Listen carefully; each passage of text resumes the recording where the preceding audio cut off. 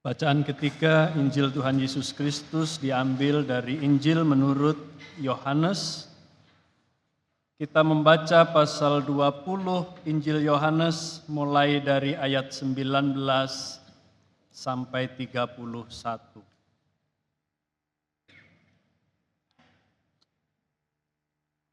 Ketika hari sudah malam, pada hari pertama minggu itu, berkumpullah murid-murid Yesus di suatu tempat dengan pintu-pintu yang terkunci karena mereka takut kepada orang-orang Yahudi. Pada waktu itu datanglah Yesus dan berdiri di tengah-tengah mereka dan berkata, "Damai sejahtera bagi kamu." Dan sesudah berkata demikian, ia menunjukkan tangannya dan lambungnya kepada mereka. Murid-murid itu bersukacita ketika mereka melihat Tuhan. Maka kata Yesus sekali lagi, "Damai sejahtera bagi kamu, sama seperti Bapa mengutus aku. Demikian juga sekarang aku mengutus kamu." Dan sesudah berkata demikian, ia mengembusi mereka dan berkata, "Terimalah Roh Kudus. Jikalau kamu mengampuni dosa orang, dosanya diampuni. Dan jikalau kamu menyatakan dosa orang tetap ada, dosanya tetap ada." Tetapi Thomas, seorang dari ke-12 murid itu yang disebut Didimus, tidak ada bersama-sama mereka ketika Yesus datang ke situ. Maka kata murid-murid yang lain itu kepadanya, "Kami telah melihat Tuhan." Tetapi Thomas berkata kepada mereka, "Sebelum aku melihat bekas paku pada tangannya, dan sebelum aku mencucukkan jariku ke dalam bekas paku itu dan mencucukkan tanganku ke dalam lambungnya, sekali-kali aku tidak akan percaya." 8 hari kemudian murid-murid Yesus berada kembali dalam rumah itu dan Thomas bersama-sama dengan mereka. Sementara pintu-pintu terkunci, Yesus datang dan berdiri di tengah-tengah mereka dan berkata, "Damai sejahtera bagi kamu." Kemudian ia berkata kepada Thomas, "Taruhlah jarimu di sini dan lihatlah tanganku. Ulurkanlah tanganmu dan cucukkan ke dalam lambungku, dan jangan engkau tidak percaya lagi, melainkan percayalah." Thomas menjawab dia, "Ya Tuhanku dan Allahku." Kata Yesus kepadanya, "Karena engkau telah melihat aku, maka engkau percaya. Berbahagialah mereka yang tidak melihat, namun percaya." Memang masih banyak tanda lain yang dibuat Yesus di depan mata murid-muridnya yang tidak tercatat dalam kitab ini. Tetapi semua yang tercantum di sini telah dicatat, supaya kamu percaya bahwa Yesuslah Mesias Anak Allah, dan supaya kamu oleh imanmu memperoleh hidup dalam namanya. Demikianlah Injil Tuhan Yesus Kristus. Yang berbahagia adalah setiap kita yang mendengarkan firman Allah dan yang memeliharanya dalam kehidupan sehari-hari. Haleluya.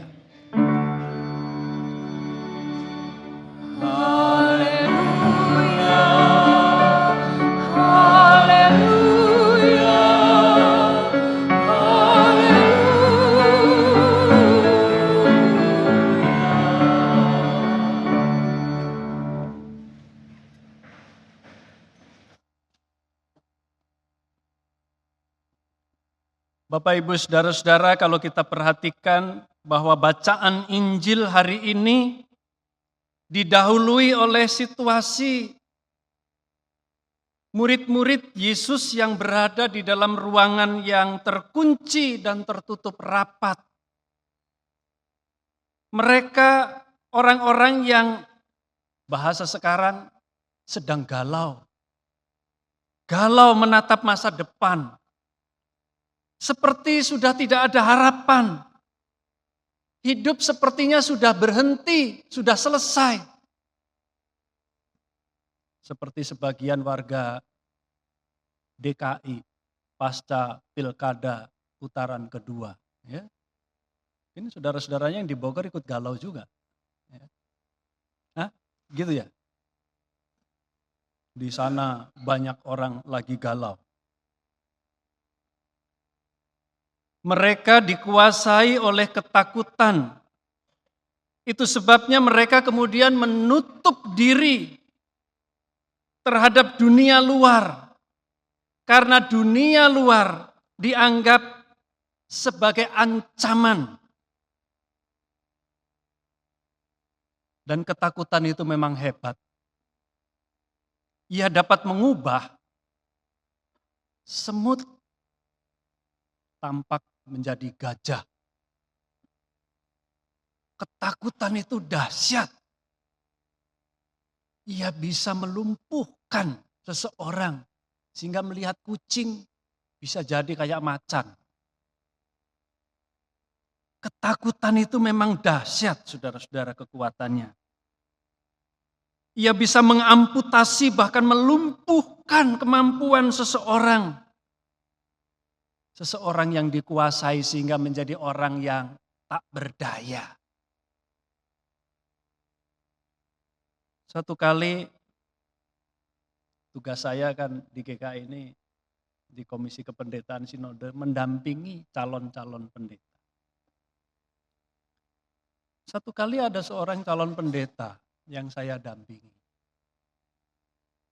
Secara akademis, calon pendeta ini tergolong bagus. Setelah di jemaat, kan di GKI lulus teologi 5 tahun, nggak langsung jadi pendeta ya kan. Mesti melakukan ini, melakukan itu. Ya paling enggak 3 tahun lah baru jadi pendeta, kalau lolos ya kan. Ketika dievaluasi pada tahap pertama, maka jemaat itu menyampaikan catatan-catatan. Nah, salah satu yang menjadi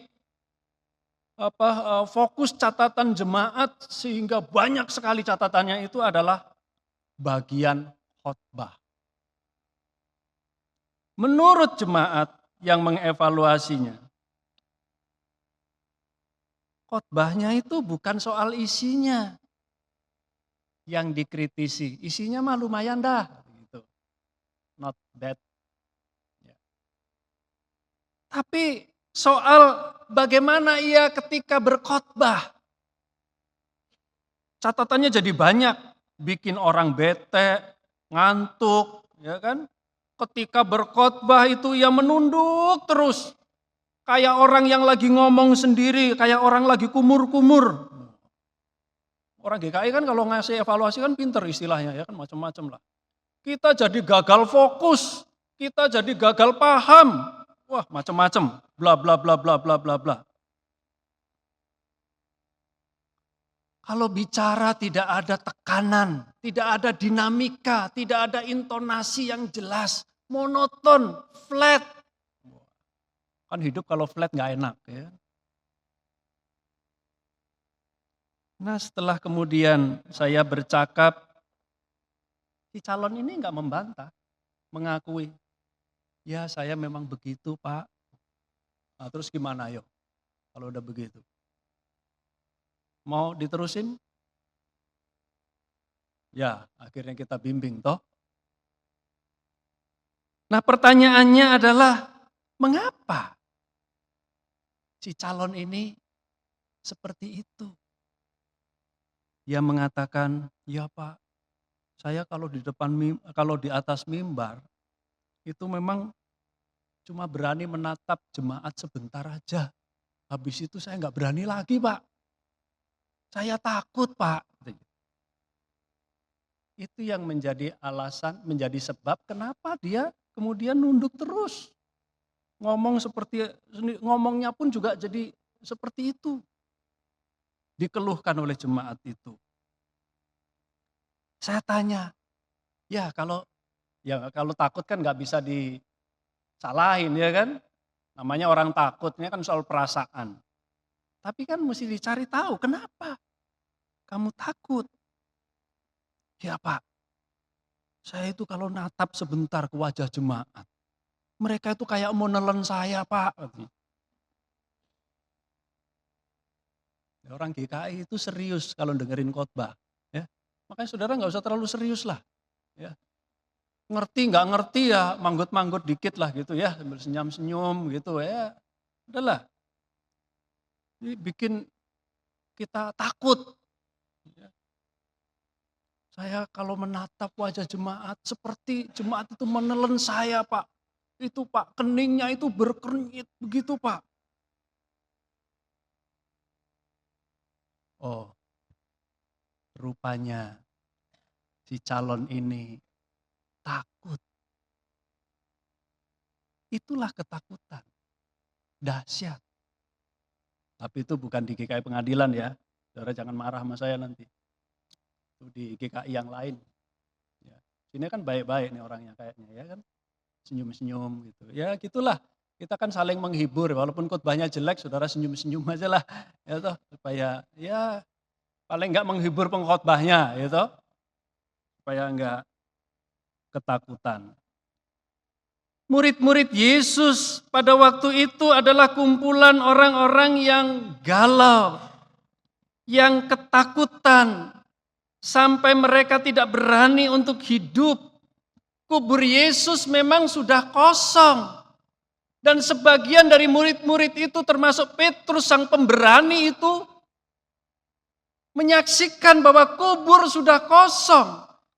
Mayat Yesus nggak ada lagi. Tetapi semua itu tidak berbicara apa-apa. Semua yang mereka lihat itu tidak berarti apa-apa. Bahkan mereka ini kan murid-murid yang sekian lama hidup bersama-sama dengan Yesus menjadi saksi mata. Bahwa Yesus guru mereka itu adalah Yesus yang sedemikian luar biasa. Orang lumpuh jadi berjalan, orang buta melihat. Bahkan Lazarus yang mati saja, dia bisa bangkitkan. Memberi makan 5.000 orang hanya dari 5 roti dan 2 ikan. Tetapi semua itu seperti tak berbekas. Sebab mereka ditelan oleh ketakutan mereka. Perubahan yang radikal terjadi tatkala mereka kemudian melihat Yesus yang bangkit dan percaya. Yesus yang bangkit meninggalkan kubur. Kubur yang menjadi kosong itu adalah Yesus yang hadir masuk ke dalam ruang-ruang yang mereka buat tertutup rapat. Ruang yang telah mengurung mereka. Dan Injil Yohanes hendak menyampaikan bahwa Yesus yang bangkit itu bukan saja Tuhan yang hidup yang berkuasa menaklukkan kematian, tetapi Ia yang berkuasa atas ruang dan waktu. Tidak dapat dibatasi oleh apapun. Ia bisa hadir. Yesus yang bangkit itu masuk ke dalam ruang tertutup murid-murid. Hadir dan menyapa mereka dengan sapaan damai sejahtera bagi kamu. Sama seperti Bapa mengutus aku, demikian juga sekarang aku mengutus kamu. Yesus masuk ke dalam ruang tertutup para murid-murid. Memulihkan pengharapan dan keberanian murid-murid. Pengharapan dan keberanian yang telah lenyap ditelan oleh ketakutan mereka. Yesus tidak melenyapkan orang-orang yang ada di luar ruangan tertutup murid-murid itu. Yesus tidak melenyapkan orang-orang Yahudi yang ditakuti atau menyingkirkan mereka. Tapi Yesus masuk ke dalam ruangan. Hadir menenangkan murid-murid. Sehingga mereka mempunyai pengharapan dan keberanian untuk keluar keluar menghadapi kehidupan, keluar menghadapi tantangan, keluar untuk mengatasi persoalan demi persoalan.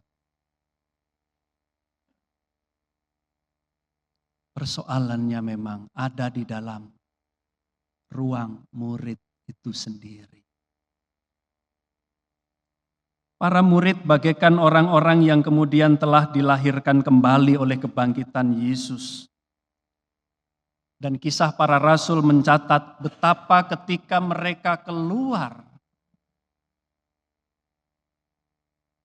mereka menjadi orang-orang yang penuh optimistik menghadapi kehidupan, menyaksikan Kristus dengan cara hidup mereka sebagaimana yang Kristus kehendaki. Cara hidup yang sangat optimis dan berani mencerminkan murid-murid Kristus yang seharusnya. Perubahan itu terjadi, mereka menjadi percaya bahwa Yesus memang bangkit, hidup setelah mereka melihatnya. Persoalannya bagi kita yang mendengarkan kisah ini adalah kita itu murid-murid Yesus zaman ini tidak melihat seperti murid-murid melihat. Dan karena itu Yesus memberikan pesan, berbahagialah mereka yang tidak melihat namun percaya. Dengan percaya, maka setiap murid Kristus akan dapat melihat kuasa dari Kristus yang hidup itu, yang ajaib di dalam kehidupan sehari-hari kita. Dengan percaya maka kita akan melihat pekerjaan-pekerjaan tangan Tuhan yang hidup, yang bangkit dari kematian itu secara luar biasa. Percaya kepada Yesus yang hidup, Mesias anak Allah yang bangkit dari maut itu. Kalau kita baca Injil Yohanes, sesungguhnya ini adalah klimaks, puncak dari berita Injil Yohanes. Dalam catatan Injilnya yang kita baca tadi, Yohanes mencatat, memang masih banyak tanda lain yang dibuat Yesus di depan mata murid-muridnya yang tidak tercatat dalam kitab ini. Tetapi semua yang tercantum di sini telah dicatat supaya kamu percaya. Percaya bahwa Yesuslah Mesias, anak Allah. Percaya bahwa Yesus itu telah bangkit, hidup, dan hadir di dalam kehidupan kita ini tanpa ada satupun yang mampu membatasinya. Yesus yang bangkit itu adalah Yesus yang hadir terus-menerus melampaui batas-batas ruang dan waktu. Dan karena itu Yohanes tidak menutup Injilnya dengan kisah kenaikan Yesus ke surga. Ya, kalau saudara lihat tuh nggak ada tuh. Yesus nggak dicatat naik ke surga di dalam Injil Yohanes. Kenapa?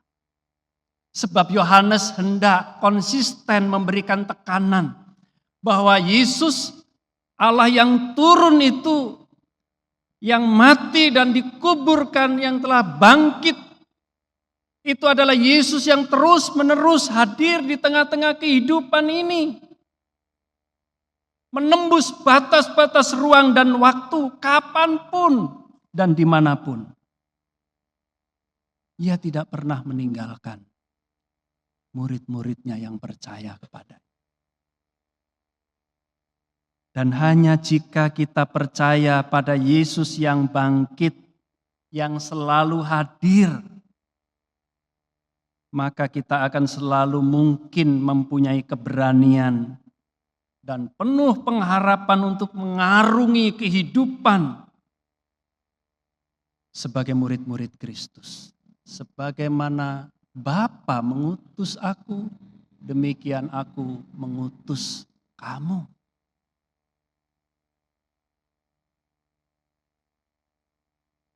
Namun jika kita ternyata hanya sibuk mengurung diri di dalam,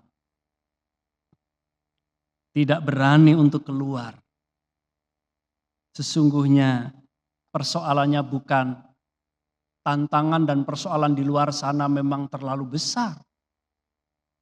Tetapi sesungguhnya persoalannya acap kali adalah karena kurangnya percaya kita kepada Kristus yang hidup, yang terus hadir, turut bekerja di dalam segala sesuatu. Dengan kuasanya yang luar biasa.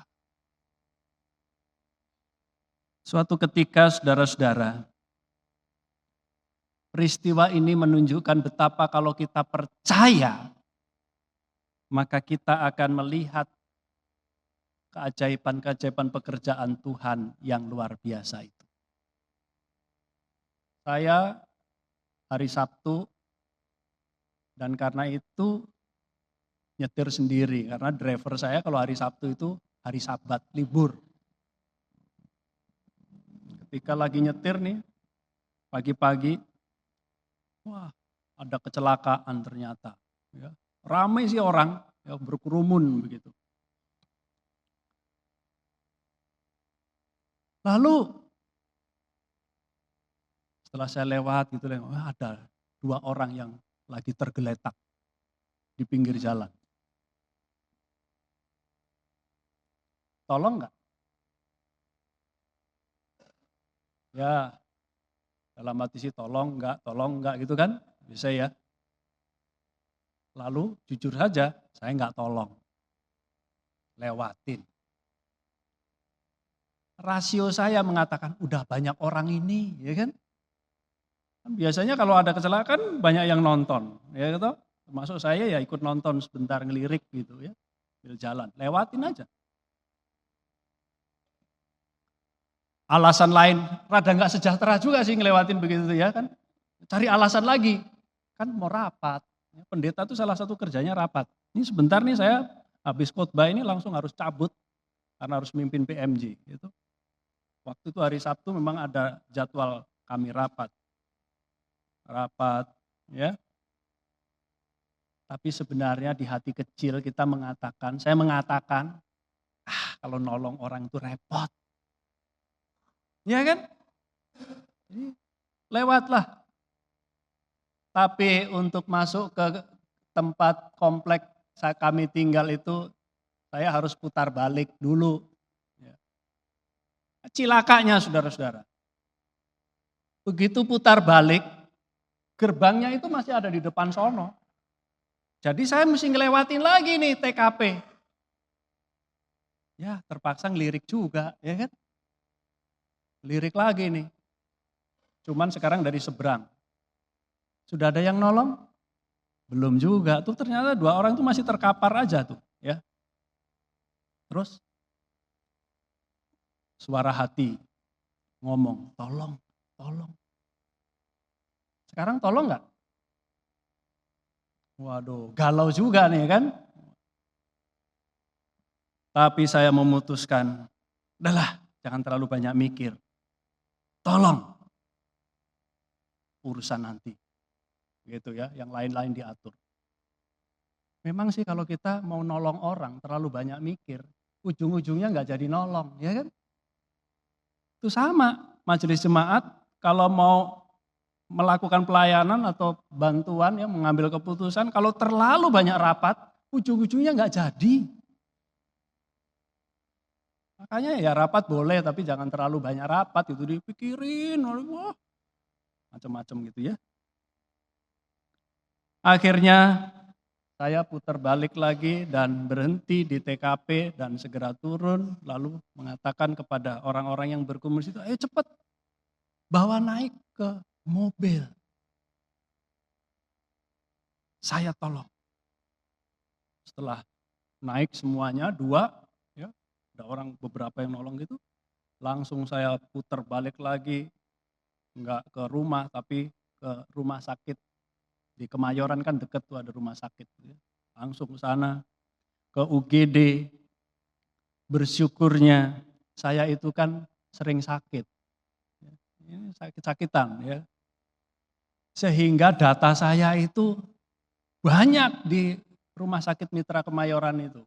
Jadi begitu saya turun, terus kemudian nemuin dokter piketnya di sana, "Dok, cepet tolong nih dok, saya bawa pasien nih." Tumben biasanya jadi pasien kan bawa pasien ya kan.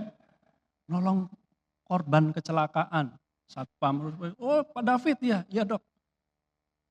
Terus saya mengatakan, setelah cepatlah mereka tolong, lalu kemudian mengatakan, "Dok, tolong dilakukan apa yang perlu. Ini saya nggak ngerti juga urusannya bagaimana, tetapi kalau sampai apa, memang nggak jelas urusannya sampai nanti, saya yang menjamin nih, pokoknya segera ditolong." "Baik Pak David," katanya gitu. Jadi saya penjaminnya nih ceritanya. Cuma saya memang harus memastikan ya, di dunia ini kan kita nggak bisa percaya begitu saja. Mana ada sih rumah sakit kalau nggak digesek dulu, ya kan? Jaminannya apa? Makanya saya jadi jaminan di situ. Akhirnya saya memastikan bahwa rumah sakit itu betul-betul menolong. Nunggu rada lama. Setelah saya memastikan bahwa itu memang dirawat, semua yang diperlukan dilakukan, saya bilang sama dokternya, "Dok, saya ini ada kegiatan ya, jadi saya mau permisi ya." "Oh ya nggak apa-apa Pak David, ya kan data Bapak ada, ya nanti kalau ada apa-apa kalau misalnya nggak ini hubungin saya." Oke, begitu mau keluar saudara-saudara dari pintu UGD itu, tiba-tiba saya nggak tahu dari mana tuh ada 2 orang datang, ya, terus ngomong, "Enak aja lo mau kemana?" Gitu. Wah kaget juga. Ya. Terus saya bilang, "Saya mau keluar Pak." "Selesaikan dulu dong urusannya." "Enak aja," katanya begitu. Jadi rada gagap kemudian, speechless lah. Ya, mau ngomong apa lagi. Ini bingung nih, kayak berhenti otaknya. Kayak saudara gitulah, berhenti, kaget gitu ya. Kayak ada setan lewat gitu. Terus setelah agak sadar saya, oh jangan-jangan ini pihak keluarga yang mungkin dalam peristiwa tadi ada yang ngubungin gitu kan. Terus jadi coba saya tebak aja, oh bapak keluarganya ya. Saya minta maaf ya Pak ya, saya cuman menolong gitu. "Siapa yang percaya kamu?" Katanya begitu. Tuh kok makin kenceng nih ngomongnya. Wah,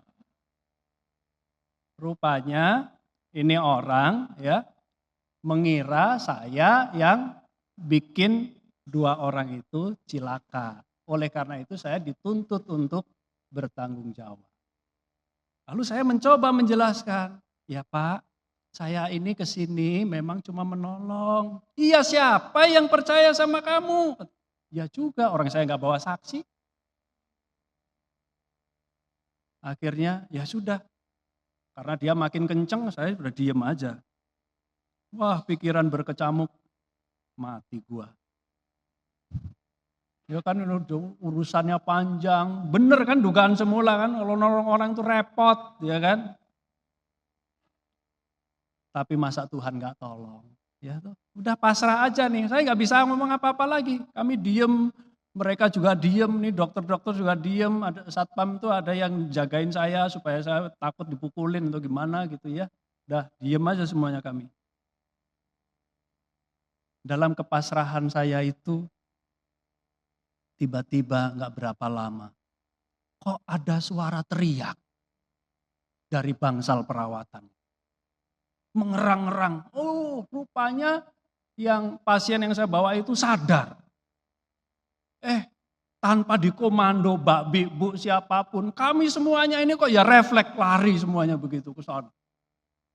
Ternyata yang sadar itu 1 orang laki-laki. Jadi korban itu 2, 1 laki-laki, 1 perempuan. Dan puji Tuhan saudara-saudara, orang Jawa bilang kok dilalah katanya. Begitu kami nyampe ke situ tuh, itu bapak itu lihat saya, wajahnya itu menatap saya dan kemudian mengatakan sambil masih ngerang-ngerang gitu, "Oh terima kasih Pak, Bapak yang nolong saya ya." Gitu. Nolong kami. Gantian toh yang 2 orang itu speechless, ya, nggak bisa ngomong apa-apa pun. Terus saya bilang, "Ya Pak." nggak apa-apa ya. Yang penting Bapak sudah aman di sini ya, istri Bapak, cuma istrinya belum sadar. Sudah ditangani ya. Ya Pak, terima kasih Pak, terima kasih. Ya. Kita kan mesti cerdik seperti ular ya, walaupun tulus seperti merpati. Saya towal deh dokternya, mumpung nih 2 orang lagi bengong ya kan. Dok, saya permisi dulu ya. Oh ya, supaya ini orang masih tetap bengong nih ya, sambil ya karena ini kan ngerang-ngerang jadi dia mungkin fokus sama itu ya, saudaranya itu ya. Akhirnya saya sama dokter tuh berdua keluar gitu, terus saya bilang, "Dok, pokoknya nanti kalau ada apa-apa memang in case ya itu keluarga nggak nanggung atau apa, pokoknya nggak apa-apalah. Terus saya tetap menjamin, oh ya Pak David nggak apa-apa. Ntar kan saya bisa nyari bantuan ke GKI pengadilan ya kan. Terus saya keluar, tapi saya masih pesan satu hal lagi. Dok, pokoknya jangan sampai itu orang, mau pasien maupun keluarganya, tahu identitas saya ya. Oke, siap Pak David. Sampai sekarang saya nggak dihubung-hubungi, berarti kan beres juga. Gitu. Percaya pada Yesus yang bangkit, yang selalu hadir dalam pergulatan hidup kita ini, akan membuat kita selalu mempunyai keberanian. Akan selalu membuat kita ini mempunyai sumber pengharapan sebab kita percaya ada Yesus, tangan yang kuat, yang selalu siap untuk menolong, turut bekerja. Sehingga kita akan dapat menjalani hidup sebagai murid-murid Kristus di tengah-tengah kehidupan yang tidak pernah sepi dari berbagai persoalan ini. Oleh karena itu pemazmur di dalam Mazmur 16 ayat 8, Mazmur yang kita nyanyikan tadi bersaksi, aku senantiasa memandang kepada Tuhan karena Ia berdiri di sebelah kananku. Aku tidak goyah. Amin.